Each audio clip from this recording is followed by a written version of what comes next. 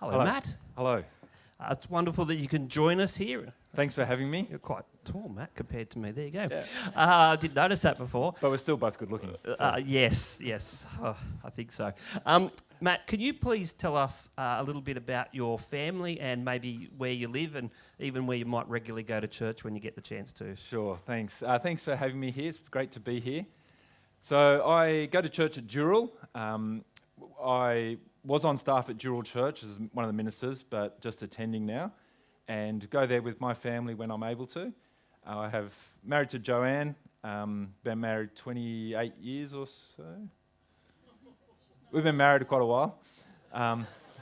So if you have a think about it, her name is Jo. My surname is King. She's joking. So there are other reasons I married her, but that might have been a factor. I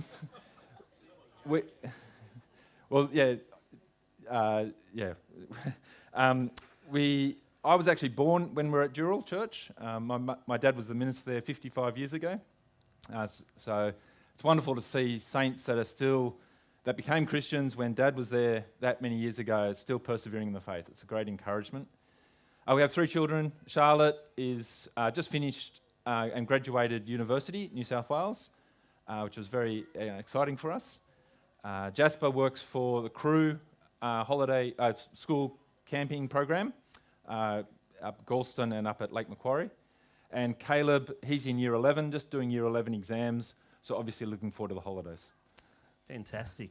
And I guess you're here for a reason, and you've set up a wonderful stall up the back where we can obviously more information after the service. But can you just tell us a little bit about the work that Anglican Aid does around the world? Sure. Anglican Aid is the overseas aid and development and ministry support agency for Sydney Anglican churches. So we're your agency for doing work overseas. Just as Anglicare works locally, Anglican Aid is focused only on overseas work. So our main focus is strengthening churches and transforming communities in some of the poorest countries in the world. We focus where the church just doesn't have what we have in resources, and where they face unique challenges because of the context that they're in. And we help resource them, working with them to come up with local solutions to their local problems. We don't send people to do the work, but it's often experts locally that will initiate and implement the programs, but we help make it happen, resourcing them, but also sometimes pulling in other organisations to collaborate on the work. If we have a look at a map, we can see where we do most of our work. We're currently involved in about 180 or so projects across 36 different countries. It's quite a lot of work, but that's because we can do this because of the generosity of people here in Sydney. We don't get any government funding. We don't get any funding from the diocese. It's individuals across Sydney Anglican churches, a little bit from other denominations, a little bit from outside of Sydney, but predominantly Sydney, giving to make this work happen. Because, if you're just back on that map, if 27 of the poorest 30 countries are in Africa. So obviously a lot of our work is in Africa, but you can see also there were Middle East, subcontinent, Pakistan, India, and down into Southeast Asia. Thank you. With that many projects and with those many people in such variety of contexts coming up with solutions, the types of projects is quite wide-ranging.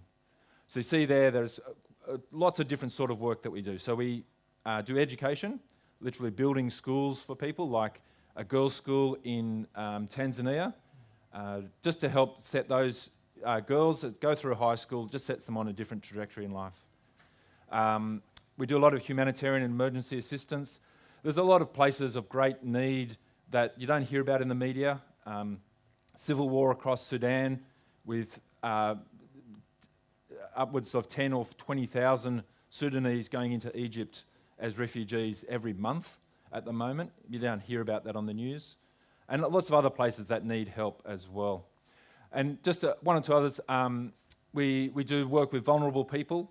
So for example, in India, we do a lot of work with Anugerah Disabilities, 3 centres in the northern part of India, about 450 children that have physical disabilities who would normally be shunned and have no real prospects in life, but are cared for and their families are cared for in that environment.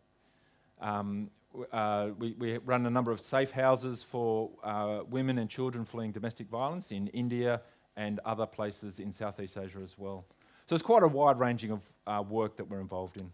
Yeah, fantastic. What's your actual role at Anglican Aid? Yeah, so like I said, we don't have staff that do work overseas, but we have staff that do visit the projects overseas. Currently we've got staff member in India. Hopefully another staff member has just arrived back, maybe this morning, from Pakistan to visit our projects there. These are quite dangerous places, a lot of these places. So the staff get special training to go to these places. My job, though, is to just go around Sydney and tell people about what's happening. So my wife's very happy that I'm not going to those places. I'm just going to Sydney. Yeah. But it's quite amazing. God is doing incredible work overseas. People here are being so generous. I get to go around talking about Anglican Aid, and people thank me. And I go, I want to thank you.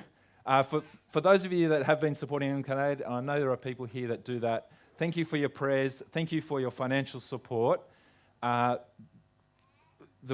staff visit these people that are beneficiaries, and they say so often, thank you, Anglican Aid. So on their behalf, I'm here to say thank you. Fantastic. Let's watch a short video.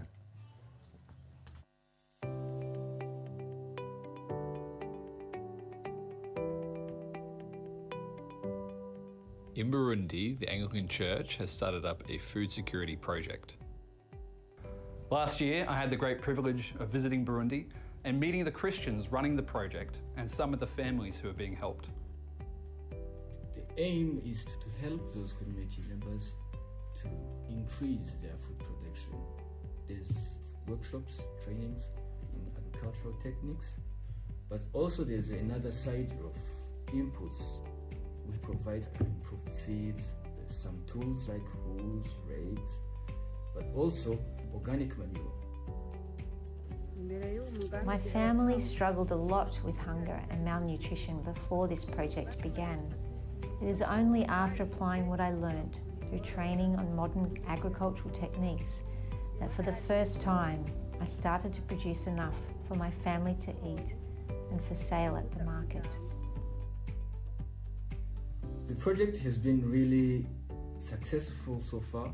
We have witnessed more than 30% of an increase in food production, where people were having like 1 meal per day, but to these days they can access to around 3 meals a day.